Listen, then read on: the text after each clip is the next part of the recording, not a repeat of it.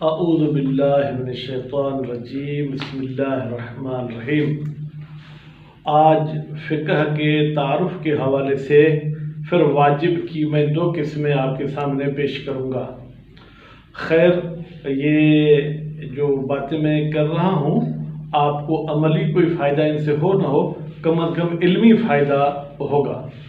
تو واجب کی میں پہلے بھی آپ کو کچھ اقسام بتا چکا ہوں، آج پھر واجب کی دو قسمیں آپ کے سامنے پیش کروں گا۔ ایک واجب مطلق ہے اور دوسرا واجب مشروط۔ واجب مطلق اور واجب مشروط۔ اب واجب اور وجوب یہ دو لفظ ہیں، ان کو بھی سمجھنے کے لیے اگر چند سیکنڈ ہم غور کریں گے۔ وجوب اصل ذمہ داری کو کہتے ہیں اور واجب اس کام کو کہتے ہیں جو خارج میں ہمیں انجام دینا پڑتا ہے۔ مثال کے طور پر نماز کا ٹائم داخل ہو گیا تو اب مجھ پر نماز کی ذمہ داری آ گئی، اس کو بولے گے وجوب صلاۃ۔ اور خارج میں جو اللہ اکبر کر کے میں قرأت رکوع سجود کرتا ہوں، یہ واجب ہے، ذمہ داری وجوب ہے۔ اسی طریقے سے حرمت اور حرام۔ حرمت وہ ذمہ داری ہے جس میں ہمیں بچنا ہے، لیکن جس کام سے ہم بچ رہے ہیں، جس کو انجام دینا جرم ہے، اس کو حرام کہا جاتا ہے۔ اسی طریقے سے جو ہے وہ استحباب اور مستحب۔ استحباب اصل وہ حکم ہے اور مستحب وہ عمل خارجی ہے۔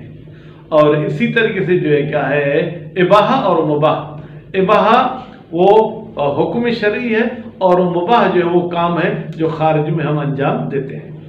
تو وجوب ذمہ داری، واجب وہ کام جس کے ذریعے یہ میں ذمہ داری اتارتا ہوں۔ اچھا، تو واجب کی دو قسمیں ہو گئی، کون سی؟ ایک واجب مطلق، ایک واجب مشروط۔ واجب مطلق اس واجب کو کہا جاتا ہے کہ جس کی ذمہ داری کے لیے کسی شرط کو مد نظر نہیں رکھا جاتا، یعنی چاہے کوئی خارج میں شرط وجود میں آئے نہ آئے، یہ کام ہمیں کرنا ہے۔ مثال دے دیں بھائی اس کی مثال یہ ہے کہ آپ کے پاس پیسے آ گئے، اب حج پر آپ کو جانا ہے، تو یہ جو سفر طے کرنا ہے، چاہے یہ طے کریں تو بھی حج آپ پر واجب ہے، یہ طے نہیں کریں گے تو بھی حج آپ پر واجب ہے، لیکن یہی حج ہے۔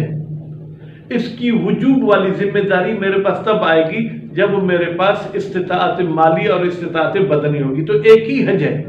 استطاعت کے حوالے سے یہ واجب مشروط ہے، یعنی اگر استطاعت نہیں ہوگی تو اس حج کا وجوب ہی مجھ پر نہیں ہوگا، یعنی اس کی ذمہ داری ہی مجھ پر نہیں آئے گی۔ لیکن استطاعت آنے کے بعد یہ سفر طے کرنا، یہ اس حج کے وجوب کے لیے شرط نہیں ہے۔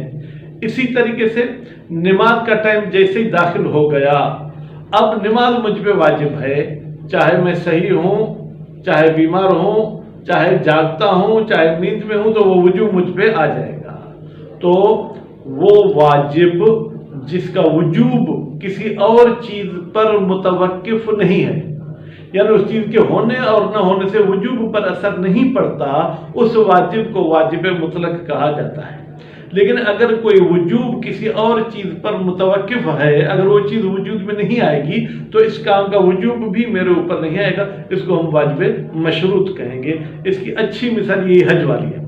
للہ علی الناس حج البیت من استطاع الیہ سبیلا۔ اللہ کی طرف سے لوگوں پر حج کرنا ہے، لیکن اس حج کے لیے شرط یہ ہے کہ استطاعت ہونی چاہیے۔ بس اگر استطاعت ہوگی تو حج کا وجوب آئے گا، استطاعت نہیں ہوگی تو حج کا وجوب نہیں آئے گا۔ البتہ جتنی بھی دنیا میں واجبات ہیں، ان کے لیے تین شرائط ایسی ہیں جن کو شرائط عامہ کہتے ہیں، یعنی تمام کے تمام واجبات ان تین شرائط کے لحاظ سے واجب مشروط ہیں۔ کون سے؟ ایک بلوغ، یعنی نابالغ بچے پر کوئی وجوب نہیں آتا۔ دوسرا عقل، پاگل بندے پر کوئی وجوب نہیں آتا۔ اور تیسرا قدرت، یعنی میرا بس بھی چلے، میں اختیار بھی رکھتا ہوں اس کام کے لیے، تو ان شرائط کو شرائط عامہ کہا جاتا ہے۔ شرائط عامہ کا مطلب کیا ہے؟ ہر واجب، ہر حرام کام کے قلم لاگو کرنے کے لیے ان شرائط کا ہونا ضروری ہے۔ غیبت کرنا حرام ہے، نابالغ کے لیے حرام نہیں ہے۔ غیبت کرنا حرام ہے، پاگل کے لیے حرام نہیں ہے۔ اسی طریقے سے جو ہے کیا ہے، مثلا کوئی حرام چیز کھانا غلط ہے، لیکن وہ بندہ جو بے بس ہے، ہاتھ پاؤں آپ نے اس کے باندھ دیے، اس کے منہ میں اگر وہ حرام چیز ڈال رہے تو اس کے لیے حرام نہیں ہے۔ تو آج واجب کی یہ دو قسمیں آپ کے سامنے میں نے پیش کی، واجب مطلق اور واجب مشروط۔ انشاءاللہ ایک دو پروگرام میں واجب کی تمام اقسام آپ کے سامنے پیش ہو جائیں گی۔ والسلام علیکم ورحمۃ اللہ وبرکاتہ۔